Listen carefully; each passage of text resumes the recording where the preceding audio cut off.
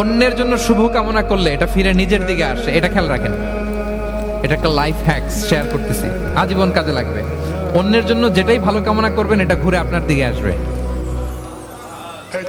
অনেকে বলে হুজুর ওর জন্য দোয়া করে আমার কি লাভ? নিজের জন্য আল্লাহ আমারে মাফ করে দাও, আল্লাহ আমারে সমৃদ্ধি দাও, আল্লাহ আমার বেতন বাড়াও, আল্লাহ আমার ব্যবসায় বরকত দাও, আল্লাহ আমার ছেলেরা হাফেজ বানাও, আল্লাহ আমার বউ, আল্লাহ আমার মেয়ে, আল্লাহ আমার আমার আমার সব আমার ভালো আপনি চাচ্ছেন নিজের জন্য, অন্যদের জন্যও চান।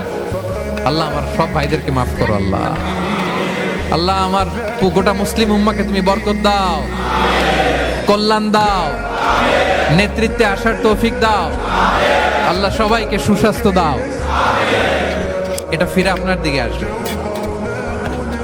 অন্যের জন্য শুভকামনা বহুগুণ বৃদ্ধি হয়ে নিজের দিকে রিটার্ন করে। বিষ্ণু সাল্লাল্লাহু এটাই বলেছেন, মা মিন আবদিন মুসলিমিন ইয়াদউ লিআখিহি বিযাহরিল গায়বি ইল্লা ক্বালা লাহুল মালাকু ওয়া লাকা বিমিসলিন।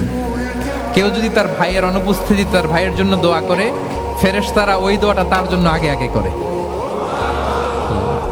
তাহলে অন্যের জন্য শুভকামনা করলে, দোয়া করলে লাভ না লস? ধরেন আমি মোশাররফ ভাইয়ের জন্য দোয়া করলাম যে আল্লাহ মোশাররফ ভাইকে তুমি সুস্থ করে দাও,